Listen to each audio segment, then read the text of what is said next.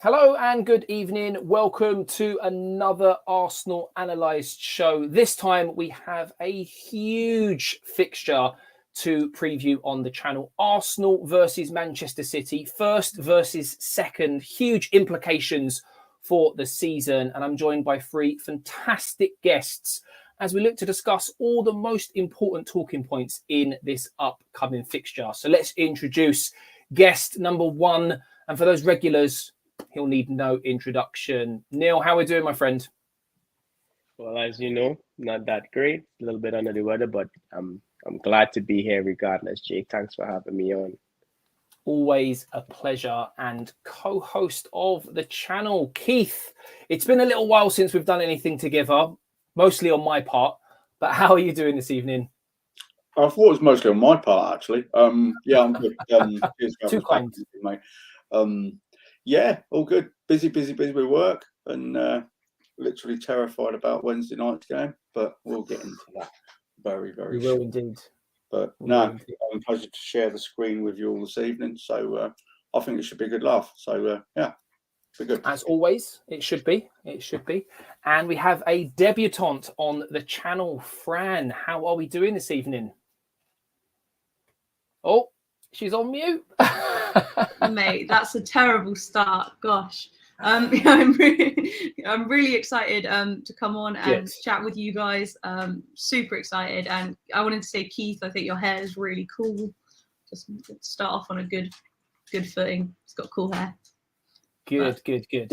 Well, look, I'm glad that you can join us this evening. It was short notice as well, a last minute thing. I had a choice of either missing the Merseyside derby or Valentine's Day, and I do value my life, so I decided to miss the Merseyside derby. So we're going to break it all down next. But before we get into the Manchester City game, there are a few talking points from the weekend. So we're going to touch on that very, very briefly before we digest what Wednesday could look like. Neil, I'm going to come to you first. There's a lot to talk about, and I don't want to get too deep into it. VAR aside, because we will speak about that separately. I just wanted to grab your general thoughts on the Brentford game, and hindsight is a wonderful thing. You know, if there is anything that we could change now looking back at that game, you know, what would it be in your opinion? The one thing that I would like to see changed in the team is some of that energy I think we lacked. I think we lacked some energy at the back. I think we're getting a little bit loosey-goosey, conceding goals. Given the fact that it was kind of, awkward bounce and, these types of things. That going back to the Everton game, that goal I feel like it could have been prevented. Martin Odegaard was left by himself to defend Tarkowski, and these things are preventable, I believe. So maybe we should tighten things up at the back. That's the one thing I want to see change going forward. Okay. For the rest of the season. Keith, coming to you next. Your opinion on the Brentford game and what we might have changed looking back at it.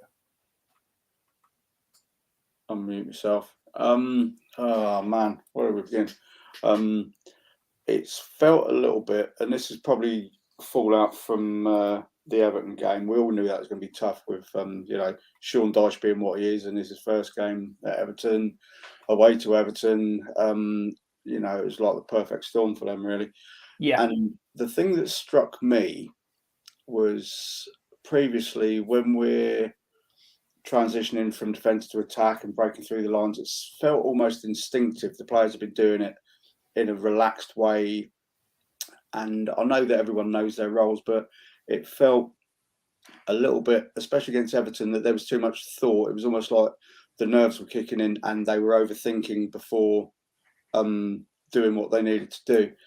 And the Brentford game, I actually had a bet on us winning 4-0. I was really, really confident that we were gonna bounce back. But I think I would say for both Brentford and Everton, they both carried out their game plan really, really well. And it smacks a little bit of last season when we struggled 3 games on the bounce. I think it was Brighton, Crystal Palace, Southampton. I can't remember who the other team was now.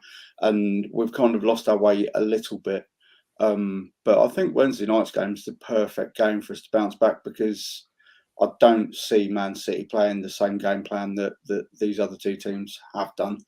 But it's just disappointing. And the one thing that really, really struck me, I was sat there at 3:00 watching the game, and I was tense as hell and thinking, we've got another, 18 games of this to go. And it's going to get worse. It's going to get more stressful. It's going to get tougher. But, here we are. Here we are indeed. And Arsenal are going to have to learn, because outside of the so-called top six, most teams in the Premier League have a blueprint now of how to play against Arsenal. And that's the thing that worries me. But in a positive way, I suppose, one thing that Arteta has been really good at is learning and overcoming these things. It's night and day in terms of what we saw last season from Arteta tactically compared to now. So that's the one positive I'm going to take from this bad run. Call me too optimistic, but we'll have to wait and see. Fran, coming to you last on this particular question, what were your thoughts from the Brentford game? And if you could change anything, what would that be? Yeah, plenty of talking points. I agree with Keith just about the overall disappointment, because obviously Everton was underwhelming, and it was the opportunity to bounce back, really come at it. And again, it was just after the first 10 minutes when we didn't get the first goal, it was just everyone was playing about just with lacking 1% of that quickness on the ball, quicker passes, intensity, just 1%. If every player is down a little bit, all across the board, then that dynamism that we've got to give 110%. I mean, if you look at Man City, Kevin De Bruyne's facial colour at the end of every match shows how hard, obviously, he's working. I'm not saying our boys aren't working hard, but even if we relax just a little bit, come off the pedal, get a bit complacent in games, then that's kind of what we see, in my opinion, in the last couple of games. And it was just so disappointing, because we were expecting the attitude to bounce back. And now there's just even more pressure to see that mentality and that fire and that electricity come back against Man City, who arguably are even the toughest game of the season. But then we'll go into it, but are they? Because they'll be a bit more open for us to hopefully get into those gaps. But there's so much just to talk about with the Brentford thing, but I'm sure this is a City preview mainly, isn't it? Yeah, we can talk Brentford. We can. It was a problem. It's been a problem. Obviously Brentford are a really good team, and it shows the fan base's standards that we're so disappointed having dropped 2 points. I personally don't blame the VAR too much. Oh, Albert's in the comments. Sorry, I love Albert. I don't focus too much on the VAR thing. I know it sucks, but every team's getting these decisions that are just monumentally screwing their games, and we just have to not allow it to be in the hands of VAR. Win the games enough, so that shouldn't really be a factor. I know it's easier said than done, but that's just a whole shambles of another thing that we're just up against. But the question was whether you'd change anything. I mean, looking at that, it would really be kind of a lineup question. I think it's easy to say in hindsight, though, isn't it? It is. I personally was happy to see that he'd stuck with the same guys that hadn't done so well against Everton as a show of faith, and that's the reason why they love him so much. But it didn't quite come off, and we see after that show of faith that maybe it is better to start someone like Trossard. I don't know whether he's a striker or instead of Martinelli, and maybe switch up the back line a little bit, but I'm sure we'll get into it all. We will indeed. We'll talk about lineups in a later part of today's show, and I'm sure chat will get involved as well with their opinions, because Arteta has been really consistent with who he's picked all season long, and it's only now that people are starting for him to be a little bit more ruthless, especially in these types of games. You only have to look at winning sides of the past, like Liverpool, who have rotated when they've needed to, and the depth of City and how they've needed to rotate in the past to become champions. And there are people in the chat now joining us, telling us how nervous they are about Wednesday. And I think the The feeling is shared amongst the panel, you know, not being very confident, but we'll have to wait and see. Tactically, as you touched on, Fran, this is going to be a very different game, and that's what gives me some confidence, because the openness and fluid part of how City play could play into Arsenal's hands, but we'll touch on that in just a moment. Keith, I'm going to come to you next on this question before we really get into the meat and potatoes of today's show, which is the Man City preview. A hot talking point which has affected Arsenal is VAR. And I completely agree with Fran and AJ, who mentioned it earlier on in the comments as well. Obviously, Arsenal need to perform at a level where VAR shouldn't be an issue. We should be putting teams like Brentford and Everton away if we want to be champions. Completely appreciate that. But VAR in general this week has been an absolute shambles, whether or not you're looking at it from an Arsenal point of view, a Chelsea point of view with handball. There was other incidents. I think there were 4 in total. What are your general feelings on this particular topic, and what needs to be done moving forwards? Because it seems to be getting worse and worse and worse. Well, I don't know what all the fuss is about, to be honest. You know my thoughts on PGMOL, and for those who don't, there is no accountability. There's no transparency. I hate all of them. You look at the major tournaments recently, the Euros, the World Cup. The system's been used well. I don't hear about other leagues having the problems that we're having in the Premier League. Exactly. I don't know a lot about other leagues, so I can't fully 100% get behind that statement. But you know, it seems to be that we are the only ones who are having the issues. And one of the statements that have been bandied around since the weekend is, if I was that bad at my job, I would get pulled up for it. It's great that Howard Webb sent emails out to apologise, but you know, focusing on Lee Mason, you know, there needs to be some sort of consequences and repercussions for what seems to be almost more than ineptitude and incompetence. It starts getting to the point where this keeps happening, and as Fran said, it's not just us; it's every club is having problems with it at one point or another. Yeah, they are. And there has to come a point where there is accountability. And I think John Brooks has been he was dropped from VAR for tonight's game, wasn't he? He was.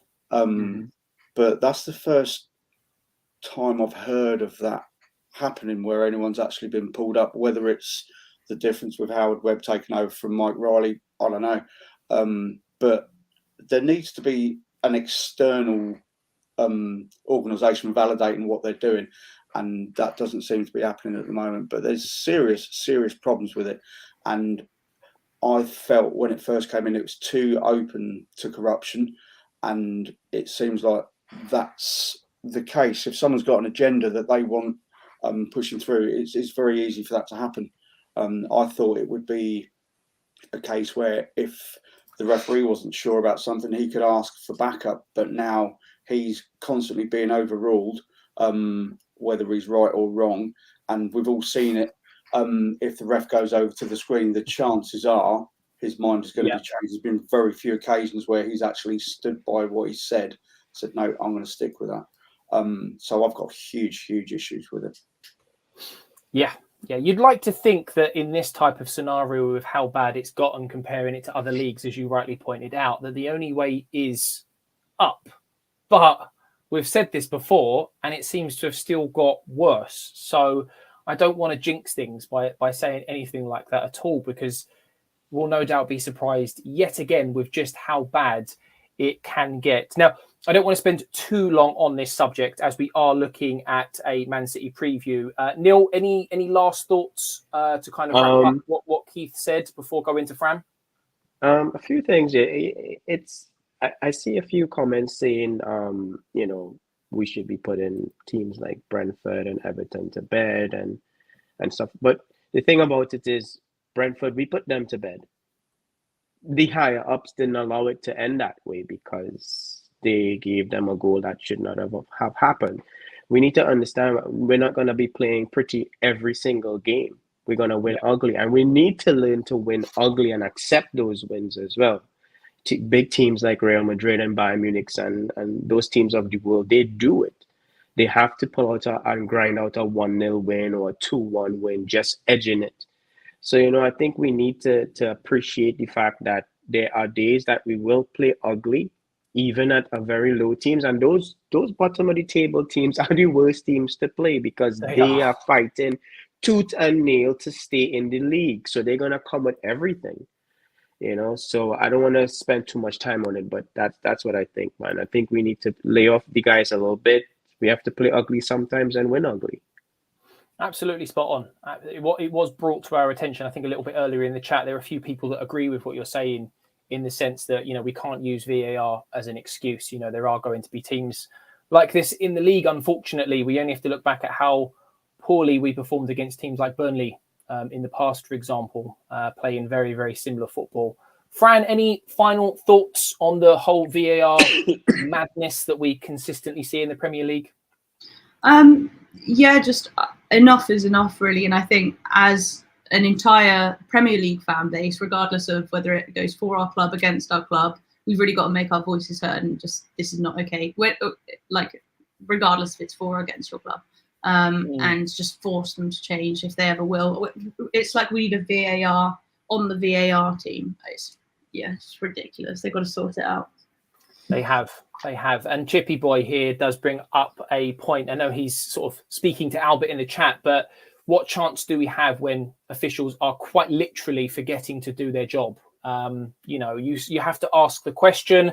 Going back to what Albert said a minute ago, Kevin Campbell absolutely nailed it on Sky Sports earlier today. I don't know if everyone has seen it, but he's mentioned that it's either been done deliberately or he's not done his job, which means he's not fit for the job. And as Keith pointed out, when that happens, in any walk of life, you'll let go. Keith? Just for the record, I, for one, do not believe for 1 second that he forgot to draw the lines. Absolutely. Pointed out, even though the camera was slightly not in line, it's clear as day that there was offside, and there were 3 offsides in that situation. There was one at Chelsea. And this thing with the third player running up to the referee, Ruben Diaz got booked for it last night. It's ridiculous. I can't remember who the Wolves player was. Basically, Lamina, wasn't it? He, got a yellow and then a red because he was the third player. It just seems rotten to the core at the moment. Yeah, since when?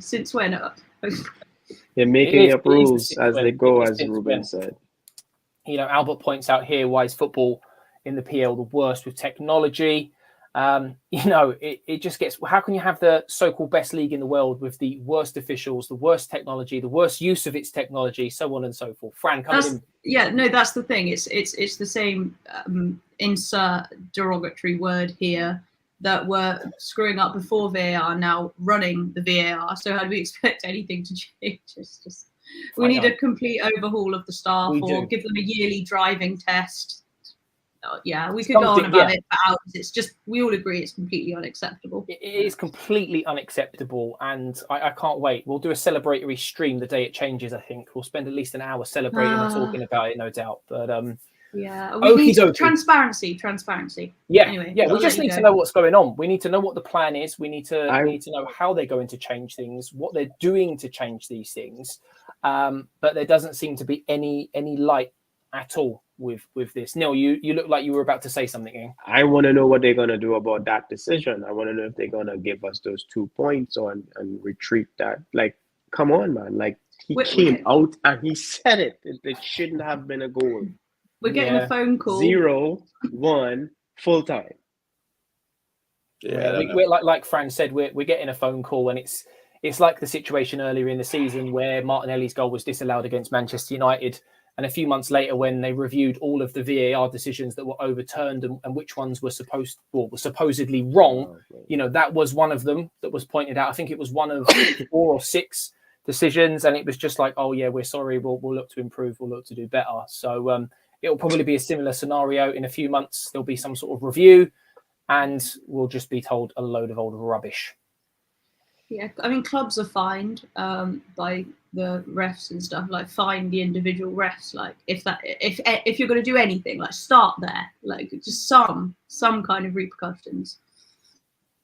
Yeah, and as Andy points out, are these decisions deliberate or pure errors? I think we all have a slight inkling as to which side that leans towards, or at least we're all on the same page with it. But as everyone has said, we could sit here. One more thing on the subject. Sure. Like we said recently and just now, it's not just us, it's every club. But I'm at a point now where I've got literally no faith in the officials whatsoever. I don't even bother looking at who the other officials are, who's running VAR. Yeah.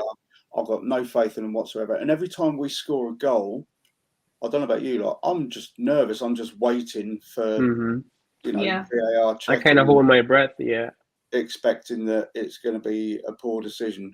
I mean, going back to the Brentford game, I actually think they deserved a draw. At the least, to be honest, they could have been 3-0 up at half time. Yeah, they could have been. So draw probably was a fair result in the end. But yeah, I just got no faith whatsoever, and that's probably the worst thing I can say about it. No, well, I think we could sit here and talk about this all night and bring up all different scenarios where clubs have been bitten for one reason or another. But we must look ahead, and we must have a little discussion about our upcoming fixture against Manchester City. Just a small matter of Manchester City, current champions, sitting in second place. And I got a few questions for the panel. I've got this lovely little website here. Most people will be familiar with it, FootMob. They provide great data. This is not sponsored, on all things football, whether it be Premier League or outside of that. But it does give everyone good visual representation of current form. For example, Fran, I'm going to come to you first with this particular question. We can see here on screen at the moment, Arsenal have lost 2, won 2, and drawn 1 in their last 5, conceding 5 goals in the process. When comparing that to Manchester City, we can see that they have won 4 of their last 5. They have conceded goals, only one less than Arsenal, but they do seem to be scoring a little bit more than they have done in the first part of the season. Do you think Arsenal should be worried when it comes to recent form of both clubs? Do you think it's going to have its role to play in this particular fixture? Yes, I think it is. And I think the key job that Arteta has and the team has is getting that attitude turned around and going in with the right belief that we're not underdogs. We've got just as many minerals, at least in the first team, as they do. That we use, like how close we came last season and stuff, and we've been getting like really like on the line sort of results with them, and it is really about turning up with the right spirit, intensity on the day, and in a way like drawing a line, if they remember, over our last under our last 2 performances. And I think the form, it's more about forgetting the form for me, at least. Don't let it play a factor when it easily could in the minds of our young players. And I think as fans we want it, but as the players they'll want it even more. And it's just about the mentality on the day. Absolutely. And speaking of mentality, Neil, I'm going to come to you with a slightly different question to the one I posed to Fran. We can see here just a little bit lower down the head-to-head record between Arsenal and Manchester City of late. We went mighty close in the fixture last year at the Emirates. I'm not going to remind everyone of what happened. I don't want to give anyone nightmares. But when it was 11 versus 11 and the atmosphere was rocking at the Emirates, it was a hell of a game. It was very close. I would like to think that we probably would have even won the game. But it was good. It was good. But looking at the head-to-head, again, there is that psychological factor. You look at previous games, you look at Pep Guardiola sides. Should we be focusing too much on previous fixtures and head-to-heads between these 2 clubs? What are your thoughts? I'm not a fan of head-to-head records, and let me tell you why. I always say you play what's in front of you. So if that game is Man City, then we play that game, and our aim is to focus on that one game. Now, the history, the previous results, not all of that, not all the cards and the mishaps and all these different things. I think if we were to focus on those things, two things can happen. If we had a great history of head-to-head in terms of head-to-head records, then we can, probably be a little bit swell-headed and go into the game thinking we've already won and be very lackluster. Or if we had a bad record, it can be very depressing to focus on that and then go into the game very low with a very low spirit. So I think we just need to focus on this one game on Wednesday. We have a Man City team that could be turned over, in my opinion. We saw that in the FA Cup game. We saw that, that was a kind of a lucky goal from Nathan Ake. I think that, Pep Guardiola is under a lot of stress with all these allegations and things. So those things are going to weigh on the team. I don't care what anyone says. It will weigh on the team. It will weigh on the manager. It will weigh on the staff. Everyone is going to have question marks. So maybe that might trickle into the game and could, benefit us. So focus on just that one game come Wednesday. But sorry, can I add though? I think it seems that the way they've responded to that though is like with anger and like wanting to prove like this doesn't affect the team. If Villa is anything to go by. So it may affect them, but it looks like so far they've been able to push that under the carpet and just play their game and prove everyone wrong, if you like. And it's quite scary. An angry City is scarier than a normal City. Absolutely, especially with some of the players they have. And we will come on to team news in just a moment. Before we do that, though, Keith, just wondered if you had any additional thoughts beyond what Fran and Neil have said with regards to team form and recent head-to-head records. Yes, I have. I agree with Neil. I don't like the head-to-heads, and I'd rather it be, each game on its merits. But I took the liberty of doing a bit of research earlier, and I looked at the last. See, this is why you're co-host, Keith. This is why. Well, you do all the work, so I think it's only fair that I do a little bit of work. Granted, like 10 minutes this evening. But last 6 league games against City, the aggregate is 15-1 to them. They've won every single game. Granted, the last game was an absolute belter, and we started seeing signs of what our team is capable of in that game. And again, I won't go into the refereeing inadequacies in that game, but it was very, very close. And the psychological aspect of this game, bearing in mind our recent history against City, yes, with the exception of the 2-0 in the FA Cup a few years ago, they've got the sign over us, and you hope that doesn't filter through to the players. But I suppose it's got to be on their mind a little bit. But hopefully they'll channel that and use that as their motivation, and it won't hamstring them in such a way that they're going to be terrified. Because as Fran said, it's like we're not underdogs. We shouldn't be underdogs for this game. We're at home. We're top of the league. But the thing that makes this so important, I don't know if anyone else has looked at this, but have you seen our last 6 games of the season? Are you saying that in a good way, or are they horrible? Should I be worried? I'll reel them off to you. Right. Wednesday, 26th of April, away to City. Following Saturday, we're home to Chelsea. Following Saturday, we're away to Newcastle. Following Saturday, this is, bear in mind, if we're still in the Europa League, then these days will change. Following Saturday, home to Brighton. Following Saturday, away to Forest. Following Sunday, last day of the season, home to Wolves. Now, those 3 teams in the last games, they could well be in the dogfight. And then you've got... just as bad then, isn't it? Yeah. Chelsea and Newcastle right before that. But City's running is not great. Their last 3 games are away to Everton, home to Chelsea, away to Brentford. So it could be sticky for them. But I'm just thinking our 6th to last game of the season is away to City. So the fact that we're at home Wednesday night and we are top of the league, we need to go into this with a winners and a favourites mentality and do what we've been doing all season. First 10, 15, 20 minutes, just absolutely go at them. And pin them back, and we've got to impose our game upon them as opposed to being the other way around, which brings back to what we're saying about the mentality. Forget about the 6 previous games, and the atmosphere in the Emirates is going to be absolutely just unbelievable on Wednesday.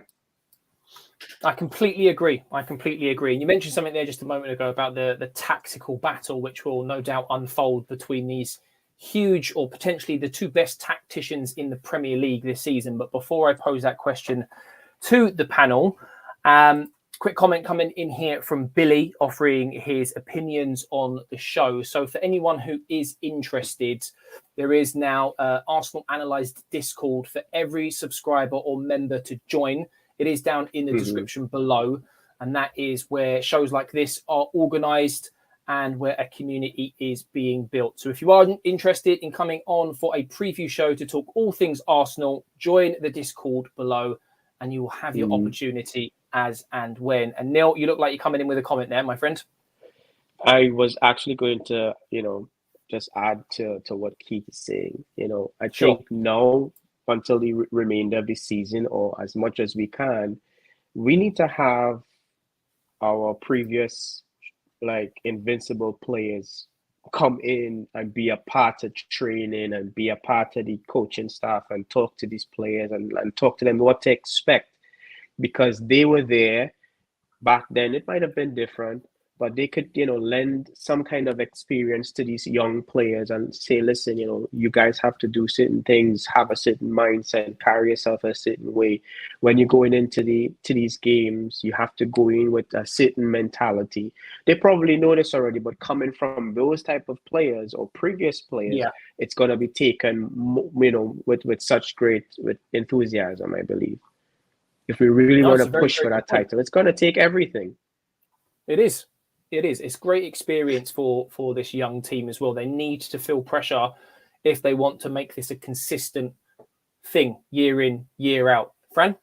Yeah, on that, I mean, they've got a lot of this team were here last season when we got all that criticism for bottling it and all of that. So they'll be determined more than anyone else to not let that happen again. They know the pressure.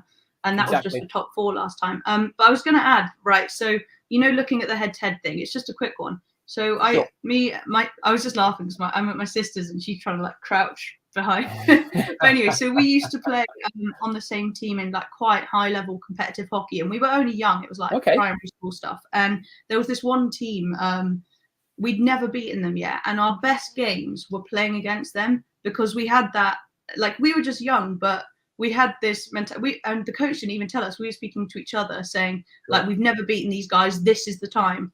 And if that was just, us at that age, imagine the way that our players in the dressing room are. I think that it can be turned to use as motivation. We've never beaten them. This is the time. So let's, as I think all of this is summed up by their headset being in the right place and the determination. And that's what, we've got to hope we see the second they step onto the pitch. Yeah, you're absolutely spot on. It's all about having the right mindset. And to be the best, you have to beat the best and you have to raise your levels in order to compete at such an elite level. So you're absolutely spot on. And that goes not just in football, but throughout sport at this particular level. So a very, very good point made. And speaking about elite, as I've already alluded to, Arteta and Pep Guardiola are arguably the 2 best tacticians in the Premier League at the moment. So, Neil, I'm going to come to you first with this question, and I will want everyone's opinion on the next 2 questions because I do believe people might see things slightly different to the next.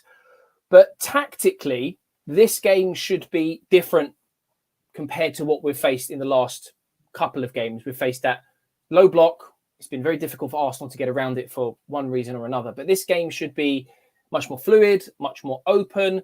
There'll be more space for Arsenal to potentially work into. So it'll be a very different challenge that Arsenal are facing. From a tactical point of view, what are you expecting? Where could Arsenal potentially exploit City? Where are Arsenal's weaknesses, for example? Touch on as much of it or as little of it as you like. Okay. Now, I expect City to be, if they're attacking, they're attacking and they're gonna be with a back four. If they're defending, they're gonna come back to a five. I think that's what Arteta is going. Pep Guardiola is going to take a page out of those two last games that we played, and add it to his tactics to really frustrate us. It's going to take some serious thinking to really break him down. I think where we will win is if Kieran Tierney starts, and let me explain why. Because he's an overlapping fullback. He's going to add to what Martinelli does. Zinchenko does not do that right now. And I feel like that suffocates him. Martinelli what side does Kyle Walker play on? Left or right? Right. Right. So he has Saka to deal with. Okay. So I feel like Martinelli is the right person to really go at that City defense and frustrate them. And, like he's going to be that one player to ignite the entire... I think he was my danger man. Was he my danger man? We'll have to wait and see, won't we? We'll have to. Okay, right. Yeah. But I think he's going to be our danger man. And I don't want to, get too much into it, but it's very important that Tierney plays and starts, not Zinchenko. Zinchenko is good for a defensive kind of setup. If we are going to win, we are at home, go with Tierney. Okay, interesting. You'll get to explain more in a little later part of this show when we reveal your lineup, but we won't reveal any more than that just now. Fran, coming to you next from a tactical point of view, what are you expecting? Where can Arsenal win? Where can Arsenal lose? What are you worried about? What are you confident about? Talk to me. That's a lot to get into. So you're right. Martinelli, his level hasn't been quite as effective in penetrating defenses. Maybe it's because he's being doubled up on, but as you say, he's kind of on his own out there. Without much support because Zinny goes central and then Eddie doesn't overlap and interweave as much as Jesus. So I think really he's been left a little bit high and dry, and Saka could use a bit more support as well. There's an argument. Then we get into like, we haven't been rotating much. So are you going to just bring in Tommy or Tierney like in at the deep end? You could look at, I know people look at Arteta and say, like, give these players more regular minutes in case we need to do something like this. But anyway, as you were saying, I think Martinelli, he's getting into these situations where he just enters a dead end because he's being double, triple marked, and Eddie doesn't come in very close to him to support. So we look at how, we can affect that with the lineup, and is that bringing in Tierney, who is fantastic at going up wide to those areas where Martinelli like thrives in and offering. He just sometimes need like that short back pass, having someone open. But Zinny's like back in like central midfield, and there's nowhere for him to go, so he just ends up like running it like off. You guys know what I mean. So it's either do you start Tierney, who's great at overlapping, as Neil said. Or I know there's a case for having Trossard maybe starting with Martinelli because he does have that really good, like, expansive movement, like confusing defenders and linking up with people perhaps a little more than Eddie does, who I'd say very, very much is kind of like the final man, like target striker. He's not so naturally like all over the place and like linking up with people. He's incredible though. Like, don't get me wrong, he's just a slightly different type of striker than say Jesus or Trossard, who've got that amazing movement. So yeah, that was a lot. Where were we? So yeah, either what do we think is going to happen though? Then we enter the question of like, is Arteta just going to stay loyal to these guys? He's a very loyal manager and believes in like sticking with the boys and showing faith in them, or on a big game, do we make these large changes? Maybe giving Martinelli a bit more help, freshening up the attack a little bit. I personally, it's not me, and I trust in Mikel. I was skeptical, okay? So whatever he chooses, I'm behind it. If it was me, I would definitely start Trossard. So it ain't gonna get. That's true. But I doubt Pep's gonna just like let them run riot. But then, you know, if they've got their fullbacks like zooming up, then there might be chances for us. Saka and Martinelli are great on a kind of break, like with their speed and when they're not like all clogged up by defenders.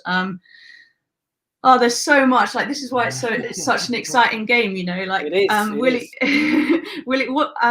I don't know. Like, can I ask Jake? What do you think? Or are we on to Keith? Sorry. I'll give a few seconds of opinion on the matter. I've said this in various WhatsApp groups and on social media as well. I don't expect Arteta to change at all. He's far too loyal, and I expect Martinelli and Saka to play the exact game that they've played all season. The reason being is that they won't be doubled up on against City. Even though Arsenal are at home, I'm not expecting City to play the way that we've played against Everton or Brighton, for example. City will come at us like they do and like they have done all season against every team, home or away. And this is why I've been quietly confident that I think we'll beat City on Wednesday, because they will play into Arsenal's strengths. When we've had games against teams who have come at us, that's where we've been successful in high-scoring games. And if Odegaard, is allowed the time and space in midfield, and that will be a massive battle between him and Rodri, he will pick space in behind for the likes of Saka and Martinelli, for example, to run into, as we saw last season at the Emirates.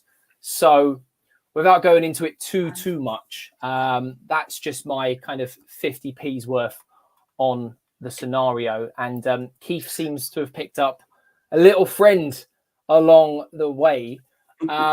Keith, coming to you finally on the tactical battle that will no doubt unfold on Wednesday. What are your thoughts on the situation? Where can we hurt them? Where could we get hurt? Positives, negatives. Talk tactics to me, Keith. Mate, I don't know where to start, to be honest. I've got my own thoughts about what I think Mikel's going to do, but we'll probably get into that in potentially the next section. I think the battle will be won and lost in the middle of the park. Yeah. And I fully expect they're going to want to cut off the supply to whoever we've got playing wide. I agree. I don't think that they will double up on us as much as more defensive teams have. But they're going to want to cut off the supply. And that supply basically comes through Partey, Xhaka and Odegaard. So I do not expect them to get much time on the ball. But we don't know how the game's going to unravel. It may well be that we're doing the same to them, because after watching City last night against Villa, and especially De Bruyne, he's back on song. And he's the one that I'm the most worried about for them at the moment. But yes, that's about all I've got to add to what Neil and Fran have said so far. They've pretty much nailed everything, really. I'm going to go and deposit this young lady back in the living room anyway. What's her name? Millie. Oh, she's gorgeous. I love her. Neil, I'm going to come to you first this time on this question. And again, like the previous one, I will get the thoughts and opinions of the whole panel on this one. We're just over halfway through the season and there's still a lot of football to be played. But I just wanted to get your opinion on the potential significance of this fixture and its outcome and how it may or may not affect them for the remainder of this season.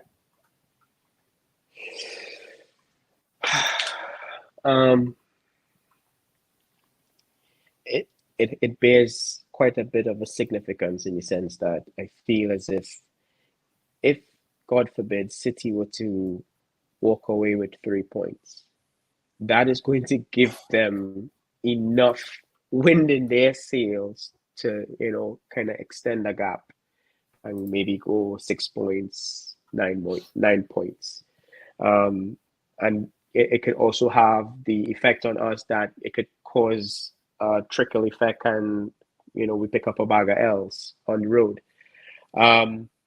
So it bears that, for me at least, it bears that type of importance. It bears it's very topsy-turvy in the sense that, if we win, great, but we have a very tough run to the remainder of the season, as Keith pointed out. We do. But I feel as if we can manage that game by game, one game at a time. But we need to start with this one. This one, we need to walk away with 3 points. This one needs to happen.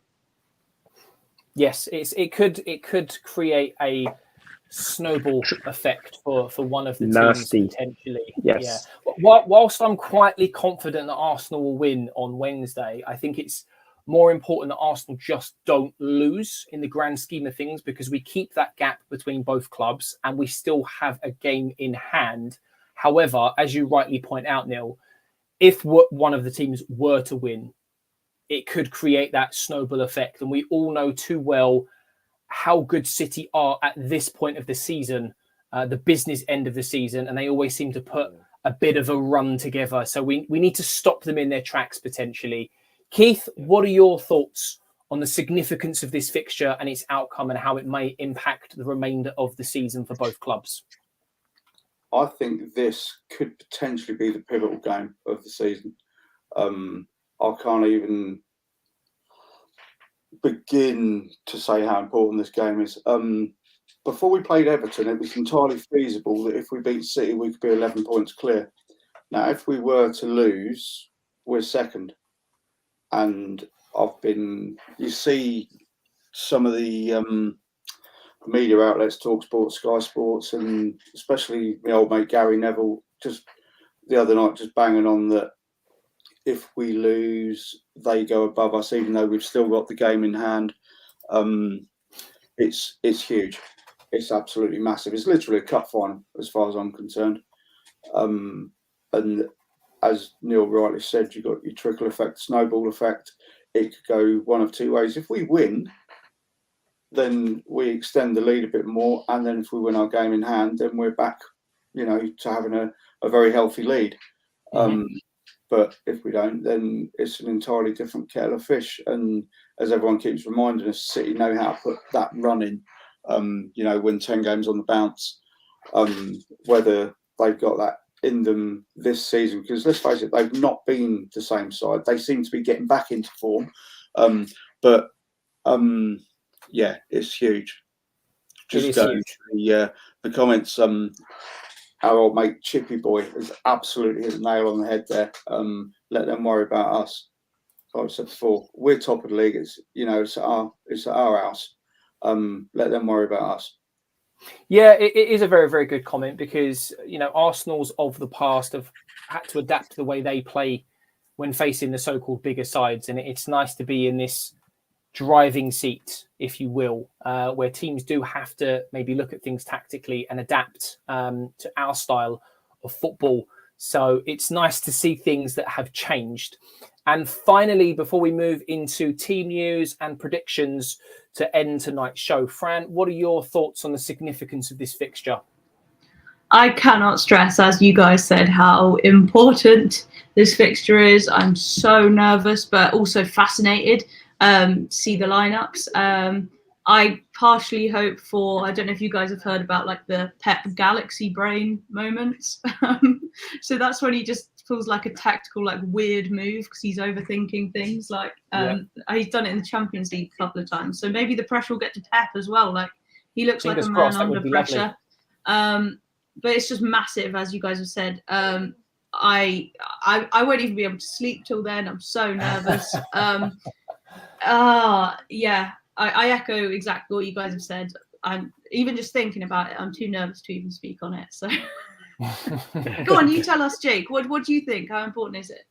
Yeah, I do. I think, as I said a moment ago, I think it's absolutely huge, because even with Arsenal having a game in hand, if we were to lose and then win that game in hand, although we're still in a title race, we talk about the psychological effects of how players deal with this type of pressure. Whether or not they'll look at it as bottling the position that they're in, it's how we deal with it moving forwards, knowing that City are as good as they are at killing seasons off as they have done so often in the past. Fran, you look like you as I think it was Neil and was saying, especially that's where, so obviously it's clear to the fan base, to the wider football media who are just waiting to jump on us. They are indeed. And to the players, like how massive this game is, that's where Arteta and the players have really got to rein all that side of it in and just focus on it as another game, haven't they? Don't get bought into don't listen to podcasts. Don't listen to match previews, guys.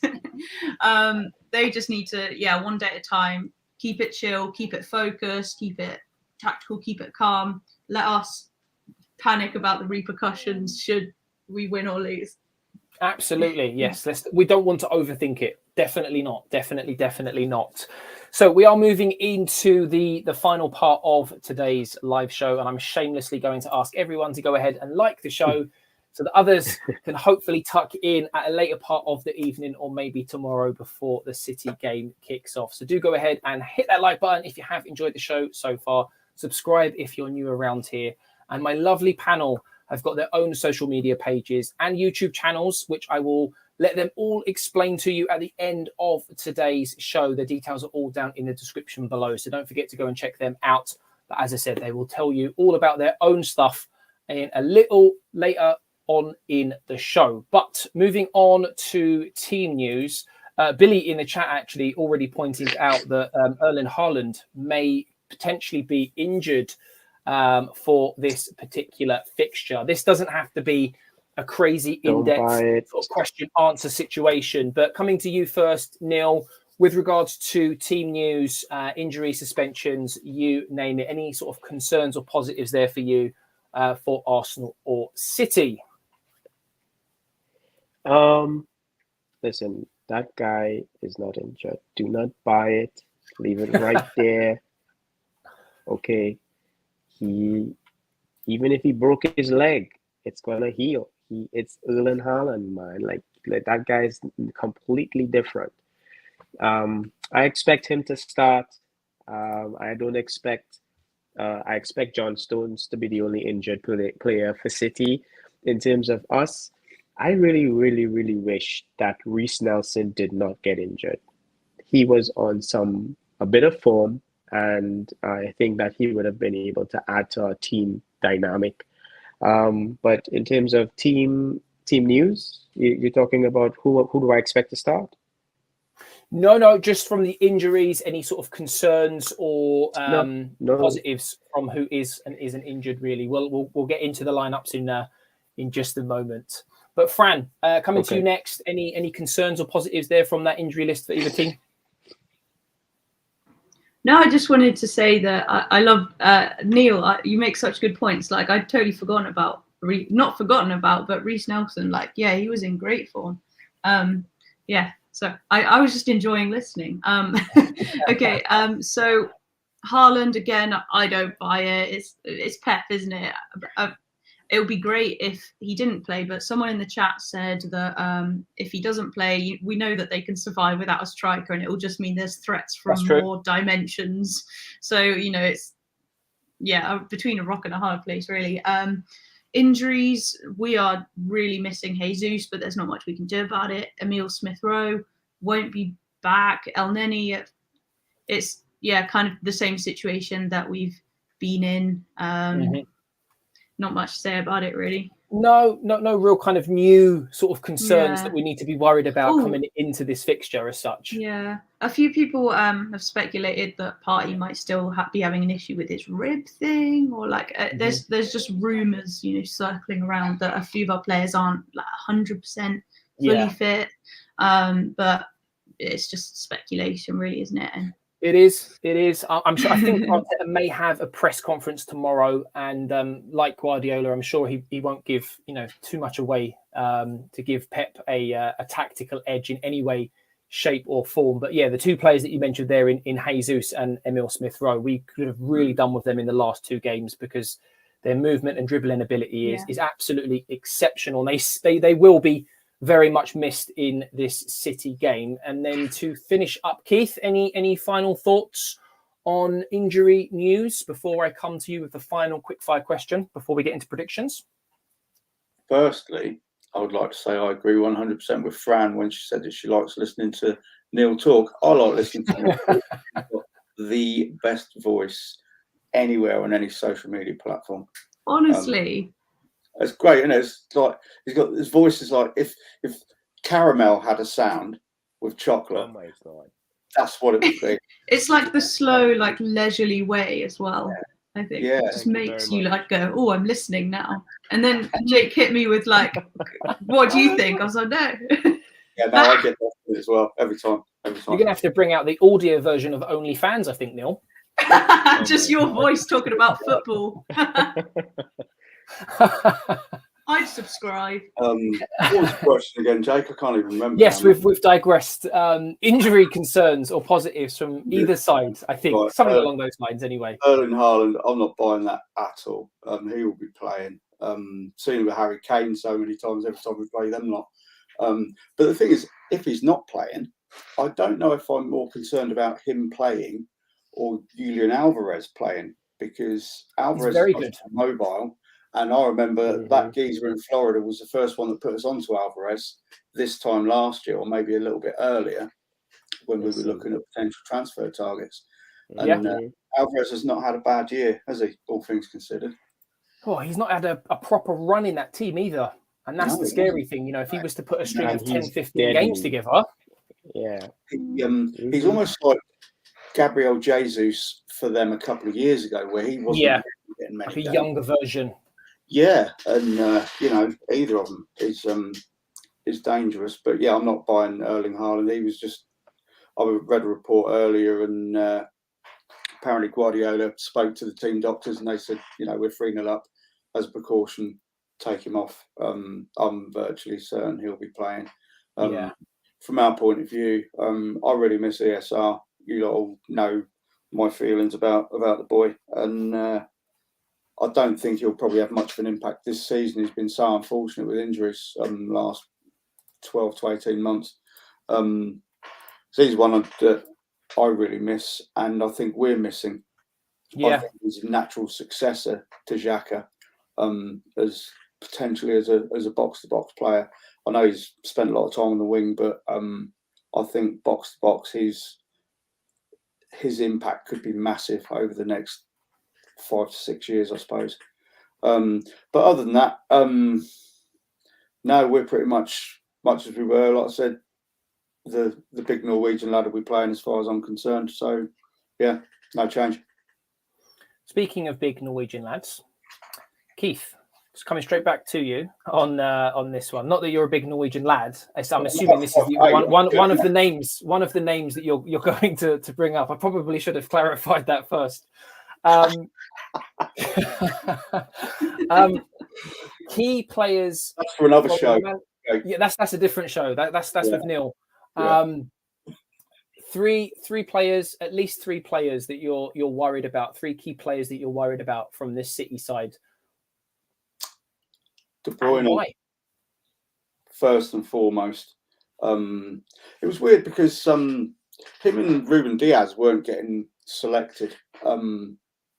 And I know Villa's midfield last night, you could literally have driven a bus through it, but he seems to have got his mojo back a little bit, shall we say. So he's one that bothers me. Obviously Erling Haaland bothers me greatly. Yeah. And Riyad Mahrez bothers me hugely, especially dependent on who we have playing at left back. It's just so tricky. I mean, I don't know if you saw the sitter that he missed yesterday just before he got hauled off, but it was one of those you would have banked on him scoring. Yeah, he's been very good, to be fair to him.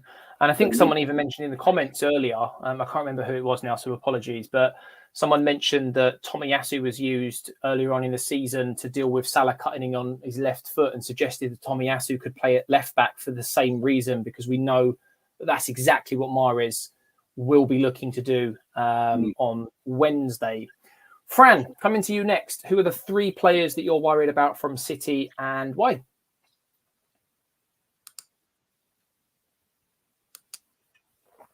Sorry, you're on mute. Rookie error. Right. Do you have the lineup? Because like off the top of my head. Oh, you know what? Their bench, does that count as a just any players unit? that you're potentially worried about? Their bench, yes. They very much have more of a plan B than us. If we are stuck in a deadlock, I mean, bringing on Foden and Grealish off the bench is quite worrying to me. We've got Trossard, but they definitely have. We were talking about it on the last stream. They've got like a whole other first team, basically. So their bench, yes, worries me if we were stuck. Right, let's see. De Bruyne obviously is bang back in form, and yeah, if Haaland plays, I don't actually know too much like about the City players and stuff. I've been focusing on Arsenal, so we know they're just like generally as a team, like they have so many different threats from so many different angles. But yeah, I'm worried about mainly their substitutions. If we're tiring with our first 11 and then they bring on Grealish or Foden, for example, I think that's where we could be caught a little on the back foot. Absolutely. They've got not only good quality, but not depth. They've got quality in depth. And you quite rightly pointed out, they've got players like Foden who could come on, quite arguably could start for City. I think, we've got our first 11, their first 11. I'm not like overly worried by too many of their danger men. I think that's the thing, because you asked who am I worried about. I think we can handle them. I think we can. These are famous last words. But I think we've played them enough times, this specific team, and we did so well against them last season. It's more, as I say. But I think that's an obvious one, isn't it? I think hopefully Arteta will have prepared for that, and if our defenders will have hopefully be on it. I'm sure they will be. But yeah, it's the substitutions where I worry, because our first 11, you can argue that there's quite a drop off to like the experience levels in our bench. Yeah. Whereas those guys, they're all ready to go, and that could be where it's won or lost for me. I hate to say, but maybe we might get a Jorginho masterclass. Hold out the game. You never know. He's very good. I called him a possession wizard in my breakdown video, because that's beautiful. Honestly, it's absolutely ridiculous. It just depends on the flow of the game. But yeah, he could come in and certainly play a very vital role in a game that will literally be very possession heavy potentially. Yeah, if we can get like one or two, and then like it's all about game management, isn't it? It is. Yeah. It is all about game management. And then before we get into predicted lineups, Neil, 3 danger men for City, and why, my friend? I think you might be on mute. It's contagious. Sorry. Kevin De Bruyne. Kevin De Bruyne, because it's Kevin De Bruyne. Fair. Gundogan, because it's Gundogan. Massively underrated. And Riyad Mahrez, who I believe has the fountain of youth in his backyard because he doesn't seem to age. Yeah. Well said indeed. Now, Fran, I'm going to have to apologise because we've got some graphics coming up now for the predicted lineups for Neil and Keith. So we'll go through theirs first, and then we'll finish up with yourself before getting score predictions from the 3 of you, and then end the show. Keith, we're going to start with you. I'm going to bring your graphic up on screen first.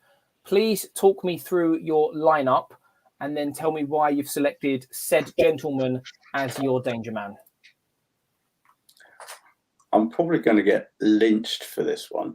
Now, I'm not sure if this is what I would play or what I think Mikel Arteta is going to play, but I'm a huge fan of having a settled lineup, consistent lineup, and I love the loyalty that he shows players.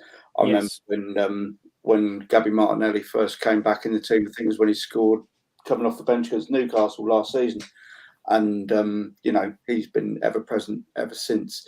But I think his style of play is very much more direct than Trossard.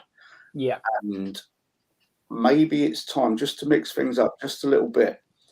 And I've always thought he will end up as a central striker. And even though I've been really impressed with what Eddie's been doing since Gabriel Jesus got injured, I think maybe it's just time for a bit of a change. And Trossard has skills in his locker. He's got a bit more guile about him when coming out of the blind alleys, whereas Gabby will just tend to sometimes just head down, run for the line. Sometimes it works, sometimes it doesn't. So those are my reasons for that. And I've picked Odegaard as danger man because I think basically it's just going to come down to who has more impact, him or De Bruyne. And I think he's the one who can unlock things for us. So, battle of the tens in midfield, potentially. And just quickly, Russell pointing out here that Arsenal are due to beat them at home. It's been too long. Very, very good point indeed. And then we are going to have a quick look here. Niels, talk us through it and tell me why you've selected Martinelli as your danger man, my friend. So the reason for Martinelli being my danger man is because, as Keith rightfully said, he's very direct, and what's going to make him flourish into that directness is Tierney, who you guys see here as my left back.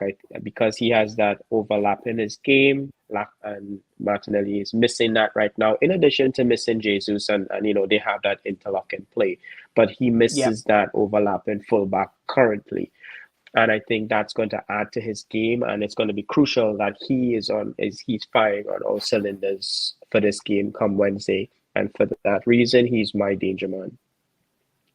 Okay, and you've gone with Tierney at left back, I'm assuming for reasons earlier mentioned in today's show, or is there another sort of thinking behind the way the team's set up?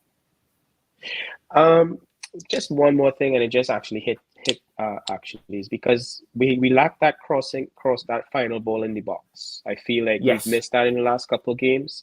And I know Tierney he's very good at that, and he likes to do that. He likes to take it all the way down to the byline and get it in there. And I feel like that these are things that are going to really suit us well playing against City. No, very, very good point made. There was the how effective he was in our Europa League run a few years ago, and how much damage he caused down that left-hand side, whipping the ball into the box. So, some very, very good points made indeed. And Fran, I'm not going to leave you out. Don't worry. We're just going to have to talk about it instead. And next time you come on, we'll get a graphic made for you. Don't you worry. So, talk us through your team and who is your danger man for this fixture. I was just looking at Neil's lineup. I loved it. Yeah. Sorry, I got excited. Guna Gathering's like my I'm off and on there, so they're my homies. Anyway, so I know, right? I'm split in two minds, right? Because you mentioned Tierney obviously will be a massive help to Martinelli, and I'm just picturing the Tierney cross for Eddie, who's such a great finisher, right, and a really great target man in the box. That would be delicious. But I'm thinking, would it be remiss of us to put Zinny on the bench? Because if we know the mentality of this guy, and he's going to be playing his old club. Like, even if it's tactically would be better to play Tierney, could we somehow include Zinny in there as well, just because of the fire he'll bring and how much it will motivate the team? Him playing against his old club, I think he should play. But yeah, it's just such an interesting kind of debate and stuff. I liked Keith. Was it yours that had Martinelli playing up front? I think that would be. Well, remind me your front three. Let me grab it for you. This was Keith's. No, it's okay. It's right there. Just one click of a button. That was something I was talking about. Actually, wanting to see front three of Saka, Martinelli, and Trossard. Okay. It seems a little bit harsh, to be fair, though, on Eddie. So I mean, it's so difficult. It is really difficult, and that's why it's so interesting to see what he'll do. I mean, Jake, do you have one, or do you ask the questions? I normally keep the prediction for game day. I do a little tweet out on game day, post it on YouTube as well. So he hasn't done one yet, is what he's saying.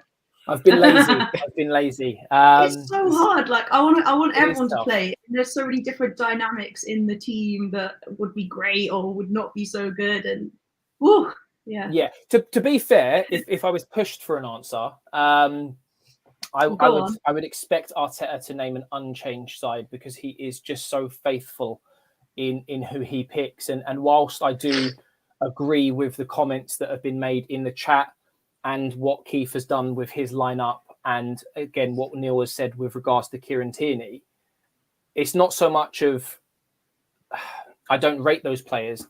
That's what I expect from Arteta. You know, we've seen teams in the past where they haven't performed. We only have to look back at, you know, how heavily he invested into Aubameyang, for example, before they fell out. How many poor games in a row that he had, but yet he continued to pick him. And the same with Lacazette. So, yeah, he's very, very faithful and loyal to certain players. And apart from Kieran Tierney on the left-hand side and maybe Martinelli up top, when you look at all of the other players that could come in to similar positions, they're very similar players who play similar roles. Tactically, I don't think there's too much you could change by bringing in certain players. And we only have to look back at, say, for example, the Everton game and the changes that he made. They were all like-for-like changes. There was no system change, no tactical change. So I do sort of 99% of me expects there to be an unchanged side come Wednesday evening. Hopefully I'm wrong, and there are a few surprises in there. But we are going to finish up today's live show with a score prediction from the panel. We'll rattle through a last few comments now. There is a question coming in actually from Billy. Does anyone want to answer this question with regards to the crowd? I'm assuming. Anyone want to take this one? I'll take it. So they've been absolutely fantastic. I know there's been a slight, people who were at the match have reported that the attitude was a little bit different, a little bit more like doubt in there, perhaps with the fans, not quite as loud, which is understandable, you know, because we're thinking like, what's going on? But this is such a massive fixture. I think the crowd and the players will feed off each other, and I have faith that the crowd will be booming, and that will get the players going. And I think it will, because it's such a massive fixture, I can't see anything other than incredible support from our crowd. Yeah.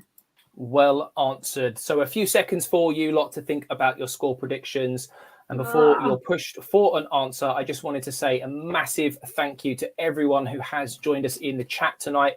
Even for those of you who haven't commented and you're just here supporting the channel in watching, massive, massive appreciation to you all for supporting the channel and supporting this fantastic panel who will share with you just shortly where they socialize, and you can follow them on their YouTube channels, their social media pages, and support them too. Go ahead and like today's stream and also subscribe if you're new around here too, as Fran's sister hobbles away in the background.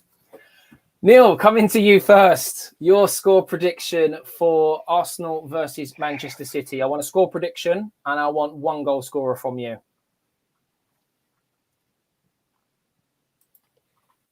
3-2. Okay. To the Arsenal. And you said you wanted one more thing. What was that? A goal scorer, just one. Goal scorer. Martinelli. He's my danger man, and he's going to score. Okie dokie. Keith, score prediction and a goal scorer, please. Heart says 2-0 to us. Head says 2-0. If you'd have asked me before the Everton game, I would have said absolutely nailed on 2-0, 3-0 to us. But I honestly think it will be a draw. And I think my man Martin Odegaard will weigh in with at least one goal. Okie dokie. And then Fran. Scoreline and scorer, please. Scoreline. I mean, there's what I hope and what I think may happen. I've just got no idea, honestly. You know, let's be positive and let's say 2-1 to the Arsenal, closely fought. But I think because of my danger man that we might just have that little tiny edge. Would you like to hear my danger man? Let's go. Right, so I'm looking at Saka. Okay. Based on his ability and resilience. Do you remember? I can't remember exactly which match it is, but after everything that happened with the penalties at the Euros, and then he took that massive pressure penalty. He's incredible in moments where it really, really matters. And I think we may see Saka do that again, where you just think there's no way he can handle the pressure, and it could be an incredible moment if Saka wins the game for us, for example. So yeah, I've got faith in that boy, so that man. So he's got a great record against the big six as well. A very good goal scorer and big moment. Liverpool penalty. Yeah. Okay. It's a great shout. Yeah. Great shout. And he's one of our own as well, which makes it all that much more special. So I hope you're right. I hope everyone's right. I hope we win. I'm confident. This is the part of the show where we do wrap things up. And I thank my wonderful panel for sharing some of their precious time with me this evening. It really is much appreciated. And to those of you who have watched and spared time to pop a comment or two in the chat box. But this is an opportunity now for my panel to self-promote. So Neil, not only thank you for coming on, where can the people find you if they want to socialize with you a little bit more? You could connect with me on Twitter, Benchwarmers Podcasts, as well as on Instagram and Facebook, Neil Dwaraka, the Realtor. And my YouTube channel, Benchwarmers Podcast. I'm going to do 2 lives this week, guys. 2. I'm going to be doing one on Wednesday. Down in the chat, down in the description. Sorry. I'm going to be doing one on Wednesday with a Chelsea fan, and then on Friday with Debbie Biggins, the former international women's goalkeeper. Brilliant. You don't want to miss that. As I said, his details are down in the description. So go check him out on Twitter. And his YouTube channel link is also in his description on his Twitter bio. So go check him out. And Neil, once again, thank you very much for coming on. Thank you. Always a pleasure. Keith, where can the people find you? And don't you dare forget to mention your book. But if anyone does want to interact with me and have conversations, it's probably highly unlikely, but if you do, you can find me on Twitter at the Mad Rambling One. I'm also writing a book, as Jake said, and that's why I keep flashing that up, because that's the book title and the cover. But yeah, I'm in the process of writing that at the moment. It's based on a blog that I started doing on Facebook donkeys years ago, and it's just observations and experiences from day-to-day life. Try to make the mundane interesting and entertaining in some way. There's loads of bad language in it as well, so if you don't like bad language, probably get another book, really. But I'm hoping that'll be out around October time, so I'll keep you posted on all that. And also, just very, very quickly, in less than 3 weeks, I'm sleeping rough for a charity called Land Aid. Yes. It's about the 3rd year I've done this. It's really, really important, really close to my heart, and it should be, I think my pinned tweet on my profile has the donation link details for anyone who wants to make a donation. As a ballpark figure, £5 donation keeps one of these young people safe, warm and off the streets for just one night, and that's a £5. I know we're all a little bit short of pennies at the moment, but if anyone's got a few coppers tucked down the back of their sofa and you feel like making a donation, it would be very greatly appreciated. Also, thank you very much, Jake, for inviting me back again. I don't know what's wrong with you, but you keep doing it. Thanks, mate. Well, I'm sure I'll see you again, and I do appreciate you coming on. Like Neil, Keith's Twitter page is down in the description below, so not only can you keep a tab on his upcoming book, but if you are feeling generous and want to help someone out, it's a great place to follow what's going on with the cause that he is helping out massively, not for the first time either. And finally, debutante Fran, you've been fantastic today. It's been great to have you on. Some people might already be aware of who you are and what you do, but for those who don't, where can they find you? What do you do? Talk to the people. Yeah, thank you so much for having me on. That's amazing, Keith, that you're doing that. I'll definitely go and check it out. Big up you. That's incredible. I'm big on like mental health causes and things like that, so it's quite interlinked. Yeah, but that's for another stream. So you may know me, guys. I draw our players like really realistically. It's my thing. I do art and I love football as well. So I started drawing our players, and everyone was really nice about my drawings. So you can find me. I might just paste. Is that all right if I just paste my stuff in the chat? Is that? Yeah, go ahead. Yeah. Let people see. The Twitter handle is down in the description below as well. Okay, if anyone wants to follow Fran. Oh, I've just spammed the chat with links. I don't even know if they'll work.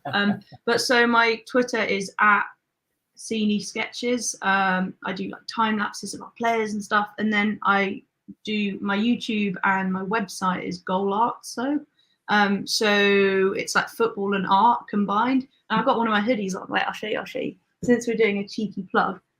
So there we go, look. So I draw the players and then put them into graphic designs for streetwear and stuff. And soon we're going to do it's like for causes. So soon we're going to do one against online abuse. Nice. And I'm working with someone else on that. So drawing, football, art, all of that stuff. And check out my new channel as well. But I've really enjoyed it. It's been a real honor to talk to you guys, and I'll go and check out all your socials and things after this. Wait, I'll put my name in the chat. Okay. No, not a problem. Pop any details in the chat. But it's been a pleasure to have you on, and I do have Fran's Twitter page down in the description below. So hopefully you can find her on social media. I know that she does have a bunch of links to her online shop, her YouTube channel, and all that good stuff on her Twitter page as well, if you are interested in checking out any of her content. But that is going to about wrap things up for us today. Hopefully, when we see you on the other side come Wednesday evening, we'll all be smiling. We'll have come away with a win. Let's wait and see. But for now, I'm JC, and we'll catch you in the next one. Stay safe and take care. Bye for now.